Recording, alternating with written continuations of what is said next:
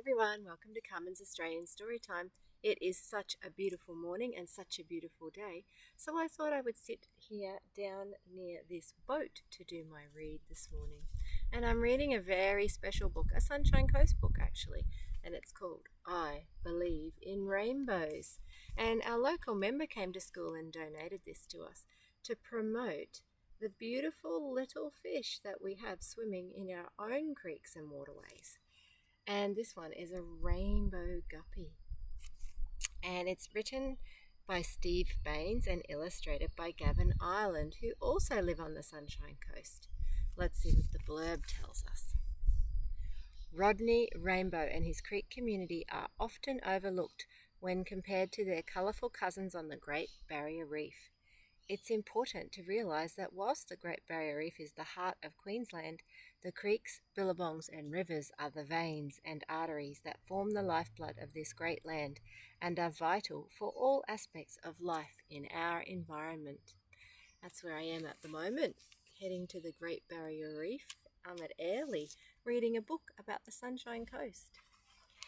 So I think I'm going to get to see the tropical version on this visit. We acknowledge the traditional custodians of the country throughout Australia and their connections to land, sea and community.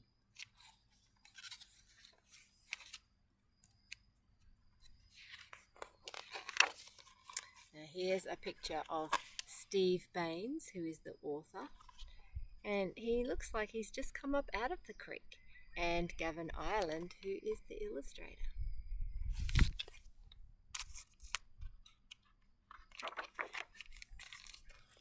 There's the creek. The sun shone as Rodney Rainbow and his friends, Harry Hardyhead and Honey Blue Eye, swam in the crystal clear waters of Sandy Creek.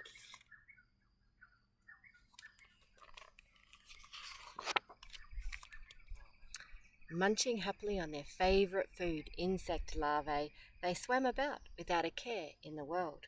Little did they realise that things were about to change for this little group of aquatic adventurers.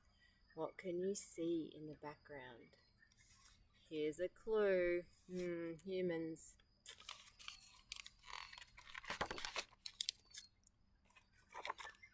Around a bend in the creek they journeyed, only to come across an astonishing sight.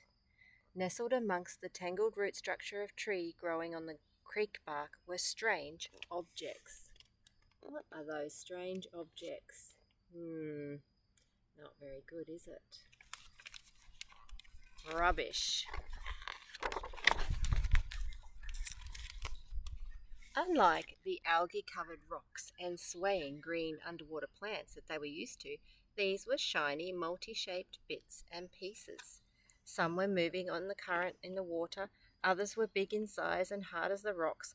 There were long, shiny things that looked like sticks and square bits with strange markings on them.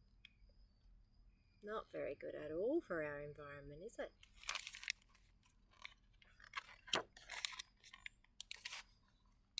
Worse than the sight was the smell, and the once clear water was now turning a very yucky brown. As they surveyed the scene before their eyes, they noticed Fiona Firetail, Edward Eel and Craig Crayfish off to one side.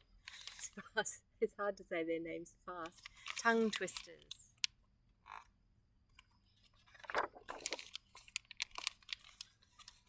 What is this? Asked Rodney to his creek community.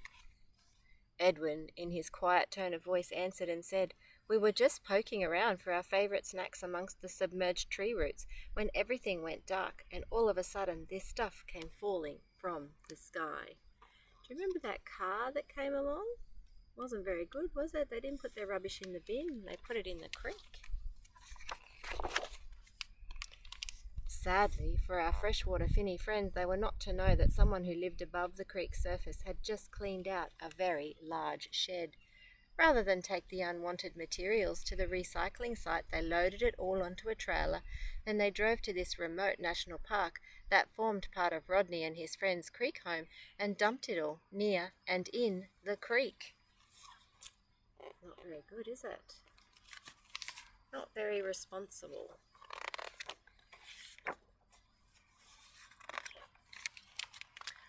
what were they to do? They were tiny little creatures, and even Edwin the eel, large as he was, had no way of moving objects this big, and even if they could, where would they put them?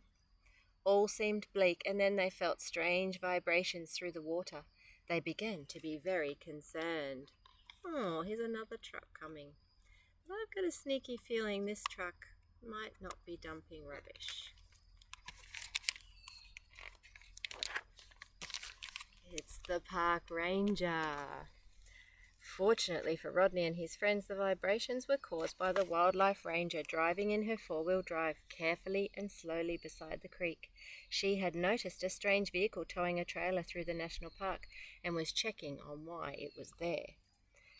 As soon as she noticed the discarded material lying by the creek bank and in the water itself, she rang the local land care group run by her friend Leo. What do you think they're going to do? Make a prediction? Clean it up? I think you're right. Within a few hours, all the foreign material was quickly removed and loaded onto a truck to be disposed of in an appropriate manner. As the Ranger Leo and the Land Care group congratulated each other on a job well done, some hidden little gems under the water were scratching their fins and discussing what a strange day this had been. They were right there watching them the whole time, saying, "Thank you, thank you."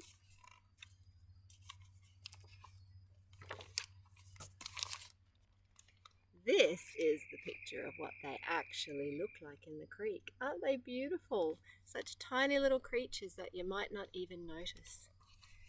There is the crimson spotted rainbow fish, the fly-specked hardyhead, the honey blue eyes, the Fiona firetail, and Craig the crayfish, and Edwin the eel.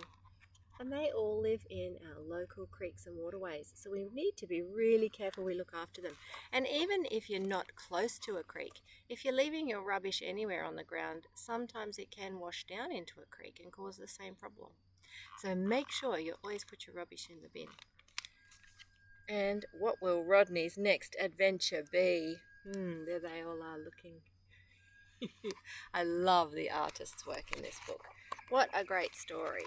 And what a great reminder that we need to take care of our beautiful, beautiful wildlife. And I look forward to seeing lots of wildlife on my holiday. I hope that if you're trekking up around Mullaney or any of the creeks around the Sunshine Coast, that you have a really good look in the water for these beautiful fish. But please don't touch them, and please don't dump your rubbish in there. And even wearing sunscreen, be careful about that too. Thank you for joining me on Carmen's Australian Storytime. If you can find this book, it's got to be in all of our local bookshops at the moment. I believe in rainbows. Let's support Steve Baines and buy this book for the bookshelf, because it's a great story and it's also a great reminder about looking after our environment. Thank you for joining me on Carmen's Australian Storytime, and I look forward to reading to you again soon. Bye for now.